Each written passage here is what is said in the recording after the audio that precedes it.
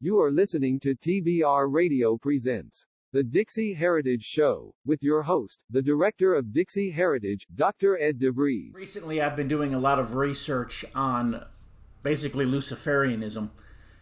And the reason why is I'm attempting to see just exactly how it is influencing a lot of what we are seeing in the world today. And so it's not that I'm missing the fact that there's a conspiracy out there, because the problem is Luciferianism. And so we need to realize that Luciferians are real. They're people. They're driven by power, money, and greed. And they don't care that they're leaders. What drives them is the ability to control the masses and to have the masses bow to their will. And so they do not have the responsibility of leadership, in other words, caring for the people. They simply want to use and abuse the people to accomplish their own ends. And so you ask the question, how do these people and these groups rise up to such power? Well, I know this is going to sound cliche, but simply stated, they are in league with Lucifer, with his fallen angels, and with his many minions. The conspiracy itself, it's not a Jewish conspiracy, it's a Luciferian conspiracy. Now, that's not to say that there are not certain Jewish people who are heavily involved in it. There are a lot of Jewish people involved in it. There are also people claiming to be Christians involved in it. There are a lot of Catholics involved in it. There are so many Catholics involved. For example, we talk about Jesuit conspiracies. So again, which is it? Is it a Jewish conspiracy? Is it a Jesuit conspiracy? Here's the deal. There are people in Christian churches. There are people in Catholic churches. There are people in Jewish synagogues. There are people in the Muslim world. There are people in the Buddhist world. Pick your religion. They are Luciferians. In other words, they worship Lucifer. They have, quote unquote, literally made their deal with the devil. But yet they are hiding in plain sight in our churches and in our synagogues and in our mosques. And some of them are even claiming to be atheists. But that's just a cover. The reality is that they worship Lucifer. The amazing thing has been that since George Bush Sr. was president, we have been able to see the conspiracy. We've been able to see the shadow government. We've been able to see what this Luciferian conspiracy was doing. And these New World Order people, if you will, they've been blatant about their ideas, their ceremonies, their practices, and even their black arts. And so what I want to talk about is Luciferianism. Where did it begin, and how did it come to be the powerful force that it is? And, it all began in Babylon, in Egypt, and in the Mesopotamia region about 5,000 years ago. And these religious systems in these areas blended with the political and spiritual elements in a type of government that's known as a theocracy. And in such a government, the deities or the gods and goddesses are the supreme religious and civic leaders. And their will is carried out by a priestly class or by a divine king. And these gods, and I'm talking small g gods now, and goddesses, they're real entities. And I actually believe that they're fallen angels. In other words, they're demons. And if you want a real wake-up call, just do a search on gods, little g gods, in the King James Bible, and you'll literally be amazed. And so what we see is that there are a number of these small g gods who were given authority and such over given lands. And the problem is they had rebelled against God with a big G, the real God, the creator of the universe God. Lucifer was cast out of heaven, and those angels who rebelled with him became his demons. And, they went to different places and they began wreaking havoc. Going back to Mesopotamia, Babylon, Persia, these theocracies took the form of city-states, and they were ruled by patron gods or goddesses, in other words, by demons. And the desires of these little g gods and wishes were interpreted by the political leaders and by the priestly class. For example, in Egypt, religion and the state were so bound together that the national leader, the pharaoh, was considered to be a living god and was the vital link between humanity and the rest of the gods. In Mesopotamia, the forces of nature were more chaotic. They were more likely to cause catastrophe, such as disastrous flooding. And as a result, the gods were seen as unpredictable beings of extraordinary power who had to be kept content by the priests through sacrifices and other things.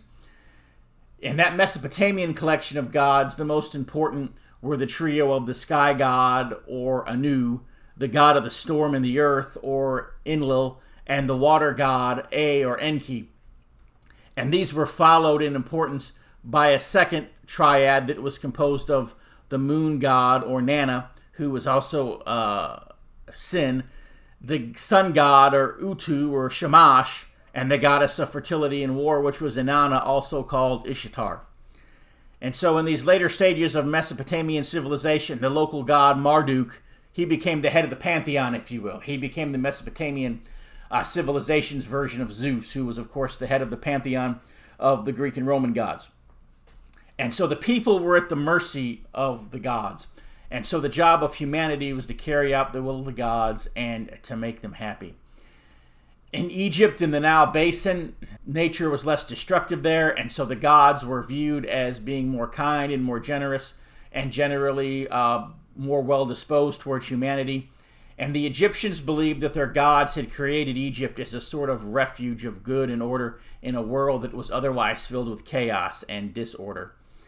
And so both religions, be they Mesopotamia or in Egypt in the Nile Basin, they were polytheistic, which meant, of course, they worshiped many gods. And the gods had certain similarities in both traditions. In other words, the gods and goddesses personified the elements in nature. But in the Egyptian religion, the primary god was Ammon. And he was the king of the gods. He was their version of Zeus. And then next in importance was Ra. He was the sun god. And so these two were generally joined in what we now refer to in history as the cult of Amun-Ra, which would have basically been the ancient Egyptian religion. And then Osiris came, and he was the god of the Nile, and he was also the god of the kingdom of the dead. And his wife Isis was the moon goddess and was considered to be the mother of the universe, or Mother Nature. They had a child named Horus, who was the god of the sky, and they had a brother named Set, who was the god of chaos and of the desert. And then there was Thoth, who was the god of writing and knowledge. And in addition to that was a vast array of other gods and goddesses that sometimes duplicated each other's function. Two factions, if you will, began to divide there in Egypt. And there was Isis, which kind of became a sex cult, and they used a lot of dark magic and perverting sexual energies, and they would use this to bring about change and to appease the gods. And of course, when the gods are appeased, the life is good, Egypt is happy, the story goes on. And then there's the Osiris myth, and it's the best known story in Egyptian mythology. It's about the murder of the god Osiris and the primeval, Osiris's murderer, his brother Set, who was another one of the gods, kills Osiris so he can usurp his throne. Osiris's wife Isis restores her husband's body using sex magic, which allows him to posthumously conceive a son with her.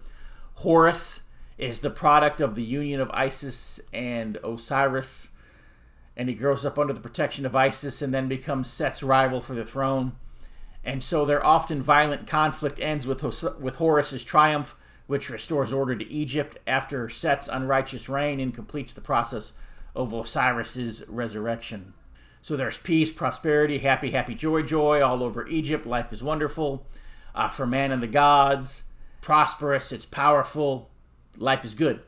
But in Babylon, things become very chaotic, they're very dangerous. From my research, it seems that the Luciferian cult tends to lean toward the side of the Egyptian ideas more so than that of the Babylonian. So anyways, why all this ancient history? It's because the Luciferians of today are serious and they're working to bring back the gods of antiquity and to help their god Lucifer come to rule the world. Of course, we as Christians, when he comes, will know him to be the Antichrist. And so with that, we're going to take a quick break for a commercial from our friends over at the Barnes Review, and then we'll talk about U.S. history and Luciferian cults. Open your web browser and type in www.barnesreview.org and discover the Barnes Review magazine. In the Barnes Review, you will read vignettes of man, from the prehistoric to the very recent, from forgotten races and civilizations to first-person accounts of World War II and the late Cold War. There is no more interesting magazine published today, nor a more significant and important subject than real history. So visit www.barnesreview.org and subscribe to the Barnes Review. You can subscribe to receive the Barnes Review magazine in its print form, or in convenient electronic delivery. Our host has been a subscriber to both formats for years. So visit www.barnesreview.org and subscribe to the Barnes Review. All right, we're back from that commercial, and so digging into U.S. history, we find some very disturbing facts. Facts that have been in front of our faces for over 200 years. Facts that have been well hidden in front of all of our noses for multiple generations. What's astonishing is that people we may have looked up to were actually part of this Luciferian conspiracy to bring about the gods and their little g god, Lucifer, who is the light bearer. And so to help you bring these things into focus, there was a woman, and she was named Helena Blavatsky. She was a Russian occultist, as she was a spirit medium. She co-founded what was called the Theosophical Society in 1875. Let me say this, Madame Blavatsky was also the spiritual mentor to men such as Westcott and Hort, who brought us the perverted critical texts of the Old and New Testament, particularly the New Testament, that all of these modern so-called versions of the Bible have been translated from. And so even the new versions of the Bible themselves are, part of a Luciferian conspiracy, which is one of the reasons why I'm so dogmatic that we retain and use the King James Bible. If you want documentation of this, a great book that I would recommend would be my book, Divinely Inspired and Inerrantly Preserved, which is available on Amazon. Another great book to read on this subject would be William P. Grady's book, Final Authority, also available on Amazon. And then also a book that's been out there for a number of years now called New Age Bible Versions by Dr. Gail Ripplinger. And so the Theosophical Society through Blavatsky, and later under the leadership of Alice Bailey, has been kind of the spiritual power behind the globalist movement for the last 120 years. And the spiritual center of the United Nations when they operated under the name of the Lucifer Trust. And they produced literature promoting global peace and a new golden age or a new age of man. And Alice Bailey continued Blavatsky's ideas through her books and dealing with a wide range of esoteric topics. And together they had what they refer to as the plan. And this was the specific stages and details of the hierarchy's plan for mankind. This plan, often referred to as ageless wisdom teachings, involves raising the consciousness of as many men as possible in order to take them to what was called the next evolutionary level. And while all of that may seem like something out of a science fiction novel or out of Huxley's Brave New World, it is the cornerstone of an uncountable number of New Age organizations. And also, you'll see this language used over and over again in the writings of globalists. And so an incredibly huge network of groups, trusts, foundations, clubs, even religious groups have become focused on making change not only at an individual, but a global level. In other words, they're trying to bring about a new age, a new world order. This is kind of a hard thing for me to put out there because I don't want to believe it. But yet it could very well, the more I study this, the more I see it. And that is the U.S. independence from England was probably a big milestone in this New World Order globalist Luciferian conspiracy. And we'll talk about that here in just a moment. But first, let us break for a commercial from our friends over at the American Free Press. Extra, read all about it. If you're like me, and I'll bet you are, you like to be on the cutting edge of honest news and accurate information. 26 times a year, the American Free Press newspaper can be delivered to your door, packed with the kind of uncensored news that I know you're going to appreciate. If you're ever dissatisfied with your subscription to the American Free Press, their guarantee is that you just drop them an email and they will gladly refund the unused portion of your subscription. So what are you waiting for? Visit www.americanfreepress.net. Once again, www.americanfreepress.net. And find out about the American Free Press Do it today. Extra, extra, read all about it. All right, so we're back. And in England in the 1780s, we won the war. But in the shadows of Britain's population, there was evolving a group of elite aristocrats and politicians who formed what was called the Hellfire Club. And the sole purpose of this club was to be as hedonistic as one could be, and at the same time blaspheme God as much as one could. And the members, both men and women, they dress up like nuns and priests, and they drink till they were raging drunk, and they'd have drunken orgies. The first of these clubs was actually founded in 1718 by Philip Wharton, but the one that is most noted of the Hellfire Clubs was the one started by Francis Dashwood in 1746, which was long after Wharton's. Dashwood originally called his club the Order of the Friars of St. Francis of Wickham, or the Friars Club. The original meetings were in a London pub of the George and Vulture. In 1750, Dashwood leased a 13th century abbey that was originally built by the Cistercian order, and he closed that to the public, and that became their place where they would meet and mock God. Over the door was the reading Fais Secu Vadras, or Do What Thou Wilt, and they were in the business of pleasure, if you will. Kind of think of it like the Playboy Mansion, but kick it up a few notches and make it a little more evil and make the orgies a little more crazy. But the members, they shared a keen interest in the pagan occult and black magic and the power that came from the practice of black magic. The initial membership was first limited to 12, but then it increased. And so of the original 12, 7 were clearly identified. There was Dashwood, there was Robert Vanistart, there was William Hogarth, Thomas Potter, Francis Duffield, Edward Thompson, and Paul Whitehead. Then enter Benjamin Franklin.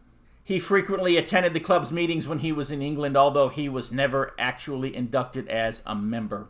And a lot of dark occult ceremonies were said to have taken place at the Hellfire Club, including Egyptian sex magic and Babylonian blood sacrifices. And that's probably why there were so many bones and skeletons found here a few years ago in Benjamin Franklin's basement. But anyways, we'll talk about that in a few minutes when we come back from our commercial. Welcome to the Christendom curriculum. You know, every parent who decides to homeschool wants to secure a great education for their child, while also saving time and money. But these days, many parents have another concern. They also want a homeschool curriculum without all the multiculturalist, politically correct diversity doctrine that's really little more than a thin disguise for an anti-Christian, anti-American, and anti-Western civilization bias. Now there is such a curriculum. The Christendom curriculum gives your children a complete education in Bible, history, literature, and more, focusing on the classic academic skills of reading, writing, and arithmetic. But we also tell the story of Christendom, the story of the Christian nations, especially as Christ's kingdom has been historically manifest in the nations of Europe and America, and we do so without apology. The Christendom curriculum is the only Christian nationalist homeschool program you'll find. We support the right of the European and American peoples to their historic Christian cultures against the globalist leftists who want to destroy those cultures. Not only that, but we provide assigned reading courses for various hot-button subjects in our current culture wars, including feminism, social justice, and cultural Marxism, among others. These reading courses will teach your kids how to survive a social justice warrior attack, how to debate with leftists on social media, how to reform their local churches and communities, and more. We're living in a time of tremendous historical and social change. Christians have the opportunity now to begin building the culture and civilization of the next 1,000 years and beyond. It's an exciting time to be alive.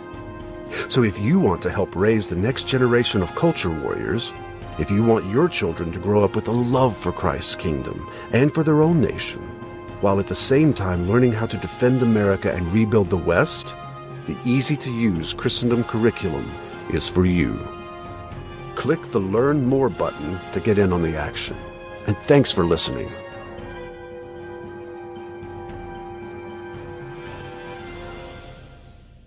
And so, from 1600 to 1700, there was this new land called America, and it was crying out to be conquered by the shadow powers. And that's where this Hellfire Club of London comes into play. And as I said a moment ago, before the commercial, the sole purpose of this club was just to be as hedonistic as you could be, and at the same time blaspheme God as much as you could. And so the members, both men and women, they would dress up like nuns and priests and drink till they were raging drunk and have drunken orgies. Hellfire Club's membership was growing, and aristocrats and upward-moving politicians were becoming more involved. Like I said, Benjamin Franklin, every time he was in London, he would make it a point to attend the Hellfire Club meetings. One of the big things that they would do at their meetings was what was called a Black Mass. It was bringing more and more members together to worship the Enlightened One, or Lucifer, who was the light bearer. And so this was very much a Luciferian religion, and the members of the Hellfire Club, of course, were Luciferians.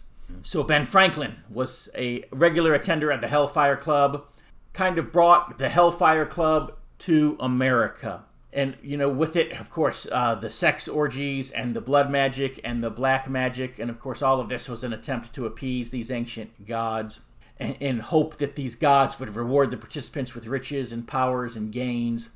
Maybe you read the story, I don't know, I guess it was about 20 years ago now. The London Times reported that workmen were restoring Benjamin Franklin's London home, and they dug up the remains of 6 children, 4 adults, and a number of animals whose bones were found charred and were hidden well below the home. Of course, these bones are supposed to be about 200 years old, which would have put them at the time when Franklin was living in the home. These bones were dissected, they were sawn, they were cut, they were burned, they had holes drilled in them. These bodies had been sacrificed, and these bones had been used in ritualistic ceremony, and the evidence of that was upon the bones. Not only that, but Franklin is also believed to have used these bones and these bodies in the study of anatomy. For whatever reason, this is where science attracted the attention of Benjamin Franklin. And so someone named William Hewson was invited by Franklin to come and to move in with him and to live with him. And so anatomy was still a murky subject in the 1700s. Poking around in dead bodies had been outlawed through the Middle Ages and into the 1600s. And so, why was Benjamin Franklin poking around in the 1700s with these dead bodies? Of course, anatomy, the study of anatomy, the quote-unquote science of human anatomy, these were just excuses for Franklin to be able, to have these cadavers and to be doing to them the things that he was doing with them. And so, am I saying that Benjamin Franklin was engaging in human sacrifice? Am I saying that Benjamin Franklin was doing ritualistic things to these bodies? No, I'm not. But what I do believe is, at the very least, the Hellfire Club was doing those things. And of course, Franklin was their convenient means for disposing of the bodies. In other words, they could then give the bodies to Franklin, and Franklin could claim that he was doing scientific experiments and so forth upon them. And so anyways, we have William Hewson, and he's this up-and-coming anatomist, and he's living with Benjamin Franklin. He obviously knew what was happening to the bodies. They couldn't simply return the bodies to the graves. That's just a situation that I don't want to get too deeply into because I don't fully understand it. But not wanting to get caught with the bodies, obviously, they ended up burying them in Franklin's basement. In fact, the Hellfire Club became the only club in the history of the world to be banned by an act of Parliament. Yes, they were just that evil and that bad. But that wasn't the only secret society that Benjamin Franklin was involved in. Franklin was also a Freemason, and if you observe the Freemason rituals, you'll see that it's a lot of Babylonian blood magic. In fact, I remember reading Albert Pike's book, Morals and Dogma, and at the end of the 3rd chapter, he basically says that Masonry is the Babylonian mystery religion. The Masonic lodges past the 3rd degree, they begin teaching you these rituals, and they are, Babylonian mystery religion, or the worship of these ancient gods. And so, again, it was a Luciferian type deal. And then, of course, another organization making headway in America, and of which Franklin was a member, was the Rosicrucian Order, which practiced the ancient Egyptian mystery religion. And so in 1694, the Rosicrucian settlers made the perilous journey across the Atlantic Ocean in specially chartered vessels. They basically found their way to Pennsylvania and to Philadelphia. And of course, Benjamin Franklin was one of their big members. So was Thomas Jefferson and Thomas Paine, according to some reports. You know, we're seeing that these Luciferian roots run deep. And maybe that's why our shrines in Washington, D.C. are laid out with kind of an Egyptian symbology. That's why the Washington Monument perhaps is an obelisk. That's why we see pyramids and stars and, buildings and monuments placed in a shape so that you look at an aerial view and you see an owl. The symbology of the owl has always represented evil omens and demons and illness and disease and death. The Egyptian name for the owl is Moloch or Moloch. And, again, that ancient, Luciferian religion in both Egypt and Mesopotamia. And so if you look at the layout of Washington, D.C., if you look at an aerial view, you kind of really do see that picture of the owl, but with the Capitol building, of course, being in the middle of it. We see this idea, perhaps, in the practice of the dark arts in early America. I can't help but wonder if, Franklin and Jefferson and some of these men, if they weren't actually trying to be possessed by Osiris. But anyways, I wasn't there. I don't know those things. I'm seeing a lot of things that really, really, really scare me. What I do know is the Rosicrucians' effect in America was to use what they called political alchemy, which through the use of real people, primarily those in leadership positions in the arts, they helped create a universal mind, if you will. And the purpose of that was to bring man back to the golden age of Egypt under Osiris and Isis. That Egyptian religion, there was a lot of sex magic involved in that. Remember, we talked about how Osiris had died and his wife Isis, had supposedly brought him back to life so that they could have sex and conceive a child. Of course, sexual desire is one of the most powerful of human forces. And so that's why sex magic is so strong. And if you look at a lot of the incantations and ceremonies of the occult, you'll see a lot of sexual energy there. And so these two energies are being tapped into, the energy of the natural law and then the raw orgasmic energy of sex. And through that, of course, you see civilization beginning to be manipulated. And this was done to fulfill the Luciferian goal of producing the Golden Age. But anyways, in all the major cultures and major languages of the world today, we have roots tracing back to Isis and that mother goddess religion of ancient Babylon and of ancient Egypt. And we see that language over and over and over again in the teachings of the occult, and we also see it over and over and over again in the teachings of, this New World Order literature and so forth. And so anyways, I know this probably seems like kind of a crazy radio show today. I threw a lot out there in a short time. But for whatever reason, I just felt like I needed to put that out there for you. And so anyways, we're out of time. I will see you next week. God bless.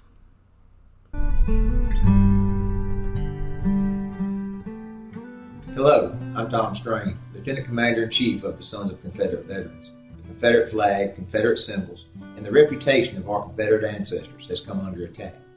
The Sons of Confederate Veterans is actively fending off our detractors, but there is only so much that we can do. We need your help. Contact your local, state, and national elected politicians and tell them that you will not tolerate these attacks on our heritage. You can also visit scv.org, download an application to join us in our fight to preserve our Southern heritage. Visit scv.org today. If you don't have a Confederate ancestor and you are tired of American history disappearing, you can assist us by becoming a friend of the SCV. Please visit scvheritagedefense.org and make a donation to the Heritage Defense Fund. We hope that you will join us in the fight to defend the Confederate soldiers' good name.